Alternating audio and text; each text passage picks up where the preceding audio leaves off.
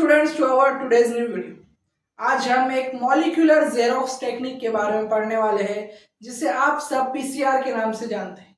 पर PCR technique बहुत ही पुरानी और टाइम कंज्यूमिंग है।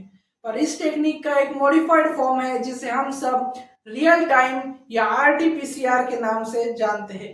आरटीपीसीआर ये रिवर्स ट्रांसक्रिप्टेज पीसीआर नहीं, ये रियल टाइम पीसीआर है। और रियल टाइम पीसीआर से मेरा मतलब है कि आपको उसी वक्त पर डीएनए कितना एम्पलीफाई हुआ है वो क्वांटिटी बताता है, इसलिए इसका नाम रियल टाइम पीसीआर या इसे क्वांटिटेटिव पीसीआर या क्यूपीसीआर भी कहा जाता है।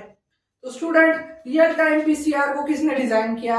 इसे रसल नाम के साइंटिस्ट ने 1992 में डिजाइन किया था। और रियल टाइम पीसीआर का क्या प्रिंसिपल है स्टूडेंट? इसका प्रिंसिपल पूरी तरह से हमारे पीसीआर की तरह ही है कि यहाँ पर डीनेचुरेशन होगा, एनिलिंग होंगे, एक्सटेंशन होगा और ये साइकिल में घूमता रहेगा। मॉलिक्यूलर जेरोक्स मैंने क्यों कहा स्टूडेंट्स? क्योंकि पीसीआर एक मॉलिक्यूलर जेरोक्स टेक्निक है। आपके पास एक सिंगल कॉपी ऑफ डीएनए है, आपको इसे मल्टीप्लाई करना है, इसका एनिलिंग करना है, इसका एम्प्लीफिकेशन करना है। तो एम्प्लीफिकेशन यानी इसकी कॉपीज बढ़ानी है, इसका नंबर बढ़ाना है।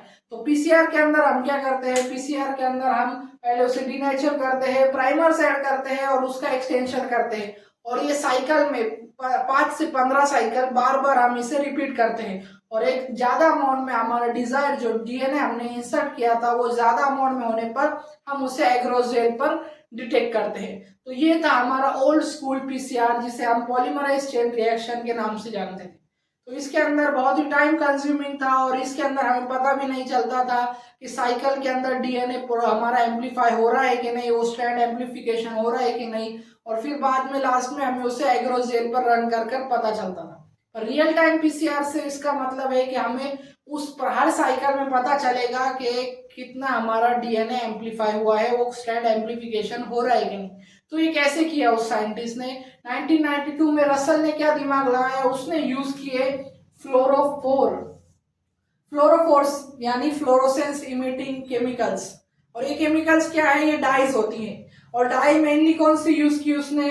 ज्यादातर ये जो डाई यूज करते हैं वो है हमारी साइबर ग्रीन एक फ्लोरोसेंस डाई है। इसे क्यों ज्यादातर यूज करते हैं स्टूडेंट? क्योंकि साइबर ग्रीन एक ऐसी डाई है जो हमारे डीएनए के अंदर इंटरकैलेट हो जाती है। इंटरकैलेट यानी इसके बेस पेयर्स के अंदर जाकर बस जाती है, वहां पर बाइंड हो जाती है।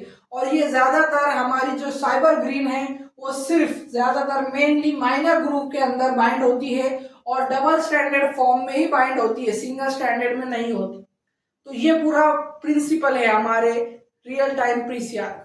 तो चलो देखते हैं कि रियल टाइम पीसीआर कैसे परफॉर्म किया जाता है, उसमें फ्लोरोफोर का क्या फंक्शन है और कैसे इसका डिटेक्शन होता है, ये सब हम देखने वाले हैं। तो चलो स्टार्ट करते हैं। तो स्टूडेंट, पीसीआर यहाँ पर हमारा स्टार्ट हुआ है इनिशिएशन के प्रोसेस में, जहां पर हमने हमारा डिजायर्ड स्ट्रैंड लिया है जिसे हमें एम्पलीफाई करना है। तो सबसे पहला स्टेप होता है पीसीआर का डीनेचुरेशन। हम जब कोई भी डीएनए को एक हाई टेम्परेचर पर एक्सपोज करते हैं तो वो डीनेचर होता है, ब्रेक होता है। तो वहीं पर हमने इसे 95 डिग्री सेल्सियस पर एक्सपोज किया और यहाँ पर हमारा स्ट्रैंड डीनेचर हो गया।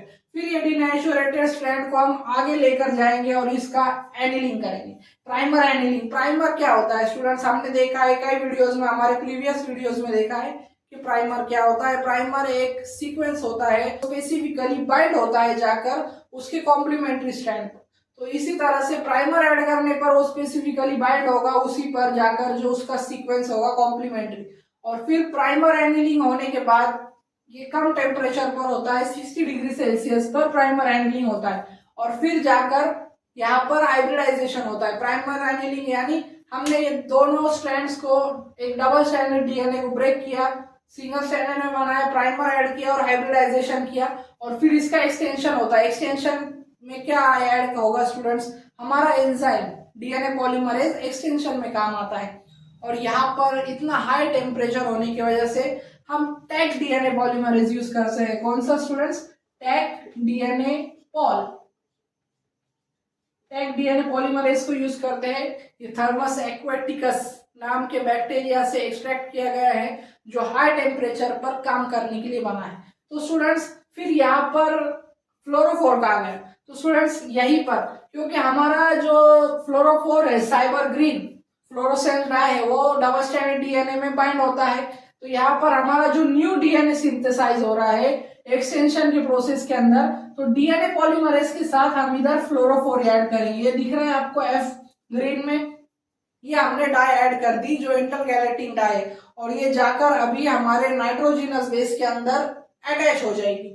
और फिर इस साइकिल में हम डिटेक्ट करेंगे। तो डिटेक्ट कैसे करेंगे? तो डिटेक्ट करेंगे हम फ्लोरोसेंस डिटेक्टर की मदद से। फ्लोरोसेंस डिटेक्टर क्या करते हैं, छोटा सा भी उन्हें फ्लोरोसेंस दिखाई दिया तो ये उसका डिटेक्शन बनाते हैं, उसका एक ग्राफ बनाते हैं। तो स्टूडेंट्स, हर साइकिल में हम फ्लोरोसेंस डिटेक्ट करेंगे, और जैसे ही साइकिल बढ़ते जाएंगे फ्लोरोसेंस भी बढ़ता जाएगा, क्योंकि डीएनए हमारा जो न्यू सिंथेसाइज हो रहे हैं, न्यू स्ट्रैंड्स बन रहे हैं, एम्पलीफाइड स्ट्रैंड बन रहे हैं, उनकी संख्या बढ़ रही है, उनकी क्वांटिटी बढ़ रही है, और उनकी क्वांटिटी बढ़ रही है तो यहाँ पर फ्लोरोसेंस की भी क्वांटिटी बढ़ेगी, फ्लोरोसेंस भी इंक्रीज होगा, और इसी तरह से हमें पता चलेगा कि हमारा एम्पलीफिकेशन हो रहा है कि नहीं। हमारे साइकिल के अंदर हमारे 5 to 15 साइकिल होते हैं, तो हर 5 to 15 साइकिल के अंदर हमें ये डिटेक्ट होगा इजीली। हमारा जो ये फ्लोरोसेंस का ग्राफ है वो एक्सपोनेंशियली इंक्रीज होगा, और ये हमें डिटेक्टर पर दिखाई देगा, और इसी से हम पता कर पाएंगे कि हमारा एम्पलीफिकेशन हो रहा है। और इसलिए इसका नाम है रियल टाइम पीसीआर, यानी पूरा प्रोसेस रनिंग हो रहा है। रनिंग मतलब हर स्टेप के अंदर, हर एक साइकिल के अंदर हमें पता चल रहा है कि हमारा एम्पलीफिकेशन हो रहा है किस मदद से, फ्लोरोसेंस की मदद से, इसलिए इसका नाम है रियल टाइम पीसीआर। तो स्टूडेंट्स, अभी ये हमने देखा, पर फ्लोरोसेंस कैसा फंक्शन करता है हमने देख लिया कि फ्लोरोसेंस डिटेक्ट हो रहा है, डिटेक्टर की मदद से फ्लोरोसेंस डिटेक्टर इसे डिटेक्ट कर रहे हैं, पर कैसे कर रहे हैं। फ्लोरोसेंस हमारा केमिकल होता है जो दो स्टेट में रहता है, एक ग्राउंड स्टेट में और एक एक्साइटेड स्टेट में।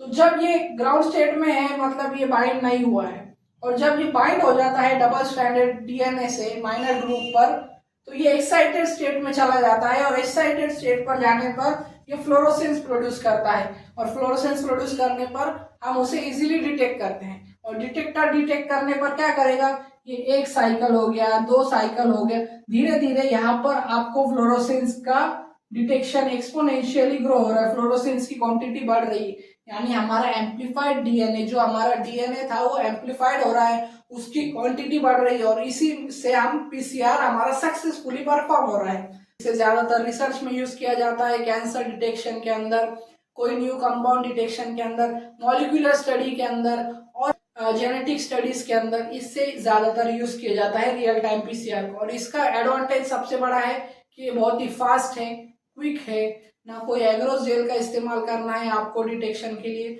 और पूरा प्रोसेस रनिंग थ्रू के अंदर ही आपको आपके रिजल्ट्स मिलने पता चल जाते हैं। स्टूडेंट्स, ये था पूरा प्रोसेस रियल टाइम पीसीआर के बारे में, जिसके अंदर हमने इजी स्टेप देखा, पीसीआर की मदद से एक छोटे से फ्लोरोसेंस के ऐड करने पर एक पुराना पीसीआर टेक्निक कैसे नए तरीके से हमें डिटेक्शन दे रहा है।